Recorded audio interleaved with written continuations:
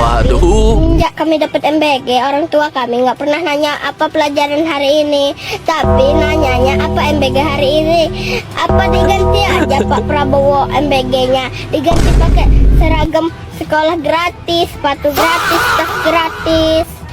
Assalamualaikum semuanya, kembali lagi bersama aku Dim Pak Dim hey alias Adim. Seperti biasa kita akan nge-react berita politik yang paling panas sampai ke yang paling dingin. Let's go. Nah kali ini tuh ada berita ya. Jadi program MBG itu menjadi sorotan kembali ya setelah Mahkamah Konstitusi mengeluarkan keputusan soal anggarannya. Wah ini crazy banget sih. Tapi tunggu dulu, apakah ini berarti MBG bakal dihentikan atau dihapus? Dan ternyata bukan itu persoalannya sih. Waduh, kirain mau dihapus. Tapi tunggu dulu. Nah, justru MK ini menyoroti bagaimana anggaran MBG harus dipisahkan dari anggaran pendidikan. Nah, jadi sebenarnya gimana sih maksudnya MK ini? Apakah dampaknya bakal berkelanjutan ke depannya atau gimana gitu? Langsung aja kita react ke beritanya. Let's go. Tapi sebelum itu jangan lupa subscribe. Sah, anggaran makan bergizi gratis harus dipisah dari dana pendidikan paling lambat di APBN 2028. Setelah Mahkamah Konstitusi mengabulkan sebagian gugatan atas penggunaan dana pendidikan untuk MBG. Karena pada 2025 pemerintah dan DPR sepakat mengambil sepertiga dana pendidikan atau lebih dari 200 triliun untuk membiayai program ini. Dan putusan tersebut disebut sebagai kemenangan para guru dan tenaga pendidik di seluruh Indonesia. Di mana salah satu penggugatnya ternyata seorang guru honorer asal Karawang bernama Reza Sudrajat. Mahkamah Konstitusi menilai makan bergizi bukan komponen utama pendidikan. Padahal konstitusi mewajibkan alokasi pendidikan minimal 20% dari APBN. Dan Menteri Keuangan Purbaya Yudisadewa langsung pastikan pemerintah patuh, tapi baru menerapkannya di 2028 sesuai tenggat paling akhir. Sementara Jaringan Pemantau Pendidikan Indonesia menyoroti pemisahan ini seharusnya bisa dimulai lebih cepat dari APBN 2027 aja. Jadi disebut menang, tapi eksekusinya masih 2 tahun lagi. Oh, jadi benar ya. Jadi anggaran MBG itu nggak boleh ngambil dari dana pendidikan.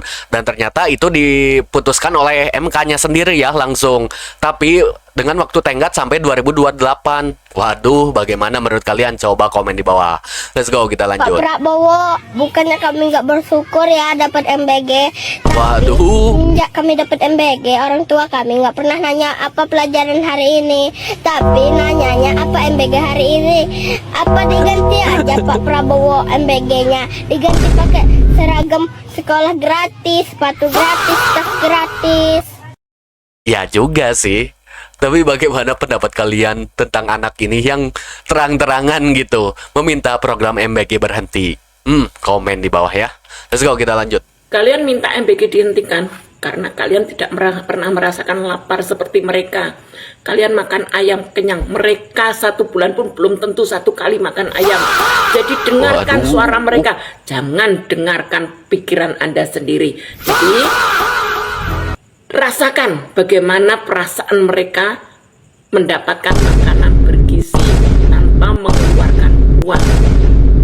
Ya Bu, kami memikirkan perasaan mereka kok Bu, santai aja. Let's go, kita lanjut. Kalau ditanya kepada saya, bagaimana dengan program ini? Hentikan, jangan buang-buang uang. Waduh, terjadi manipulasi, pendataan, penggunaan uang. Jadi siapa yang diuntungkan dalam program ini sebenarnya? Ya, yang korupsi. Jadi begini, program ini harus juga dilakukan sih supaya uang keluar. Karena alasan uang keluar hanya boleh kalau ada program. Kenapa program ini adalah program yang paling besar anggarannya? Ya. Dengan alasan, tadinya alasannya apa? Untuk meningkatkan gizi, untuk mengurangi kemiskinan. Artinya sistem ini sudah menganggap bahwa Indonesia miskin. Yang harus diselesaikan adalah kemiskinannya. Sehingga makanan bergizi adalah pilihan karena tidak miskin. Kalau saya pribadi ditanya, hentikan. Hari ini juga, kalau perlu hari Senin. Berhentikan. Dan saya berharap seluruh rakyat Indonesia bersatu padu. Hentikan ini. Tolak. Jangan mau terima. Waduh, jangan memprovokasi gitu dong Bang. Tapi kan di sisi lain juga MBG juga itu sebenarnya program untuk kita-kita yang emang kekurangan ya untuk makan sehari-hari juga ya. Bener gak sih? Coba komen di bawah. Let's go, kita lanjut.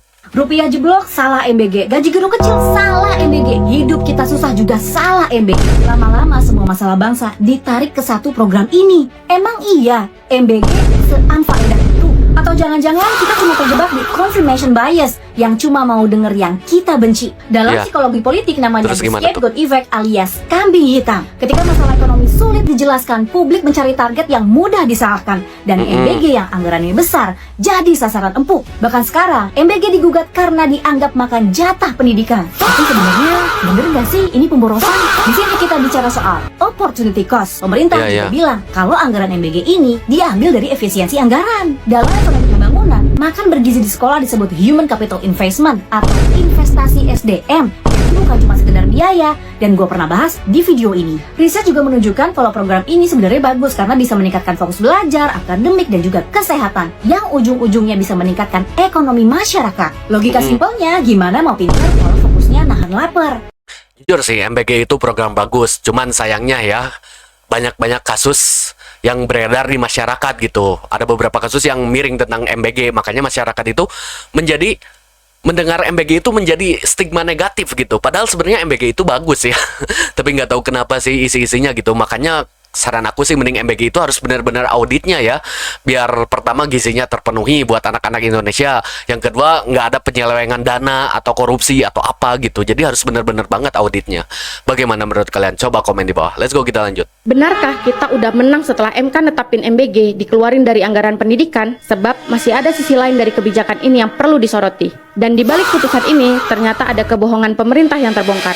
Waduh, kok Apa gitu? emangnya? Simak sampai habis fakta yang wajib kamu tahu ini. Kamis 30 Juli, MK mengabulkan gugatan masyarakat sipil untuk ngeluarin anggaran makan bergizi gratis atau MBG dari porsi 20% anggaran pendidikan di APBN. Putusan ini otomatis membongkar klaim pemerintah. Selama ini mereka ngaku MBG nggak bakal ganggu dana pendidikan. Program makan bergizi gratis itu mengurangi program dan anggaran pendidikan. Saya mau jawab itu narasi yang keliru. Padahal faktanya, anggaran pendidikan memang sempat dipotong demi nopang proyek tersebut. Tapi persoalannya enggak berhenti di situ. Putusan MK ini ternyata belum bisa dibilang kemenangan mutlak. Sebab MK memberi tenggat penyesuaian ini paling lambat hingga tahun 2028.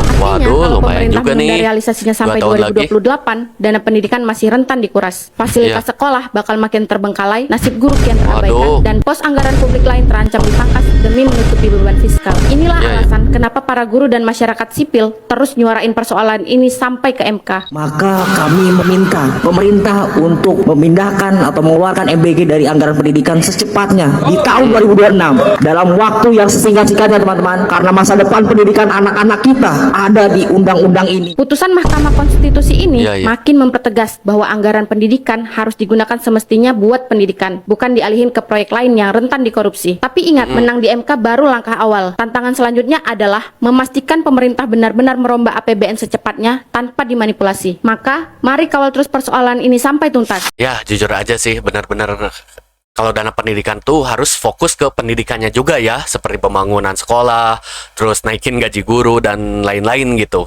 Ya, tapi balik lagi sih, kalian pasti lebih tahu daripada aku, jadi komen di bawah yang lebih tahu ya. Let's go, kita lanjut. Guru-guru se-Indonesia baru aja dapat kado dari ruang sidang karena Mahkamah Konstitusi memutuskan dana makan bergizi gratis itu nggak boleh lagi ngambil jatah anggaran pendidikan. Tapi anehnya kado ini baru boleh dibuka tahun 2028 karena MK kasih masa transisi 2 tahun. Jadi selama itu dana MBG itu masih tetap menumpang di pos pendidikan. Yang mana tahun 2025 kemarin aja itu udah kepotong lebih dari 200 triliun atau sepertiga dari total dana pendidikan nasional. Jadi ceritanya ini kayak udah divonis pisah tapi masih boleh serumah 2 tahun lagi. Dan Menteri Keuangan Purbaya santai banget responnya, dan dia cuma bilang kita ikuti putusan MK 2028. Dan sementara pakar hukum Bivitri Susanti langsung nyeletuk kalau putusan ini terlalu kompromistis karena selama transisi jatah pendidikan itu tetap kepotong. Dan yang bikin mikir, gugatan ini tuh bukan datang dari partai atau pejabat, tapi dari Yayasan Taman Belajar sama LBH Jakarta, rakyat biasa yang akhirnya benerin struktur APBN negara. Bagaimana menurut kalian? Kalau aku malah terserah mereka aja yang lebih mengerti dan lebih pintar gitu.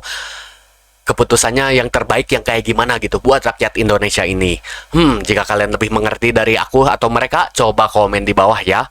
Dan mungkin segitu dulu dari aku, dan terima kasih banget buat kalian yang nonton dari awal sampai akhir. Dan buat kalian yang baru nonton, jangan lupa komen, like, subscribe, dan share ke teman-teman kalian yang melek berita ya. Oke, saya Dim Pak Dim Hey alias Adim, pamit undur diri. Terima kasih semuanya. Assalamualaikum warahmatullahi wabarakatuh.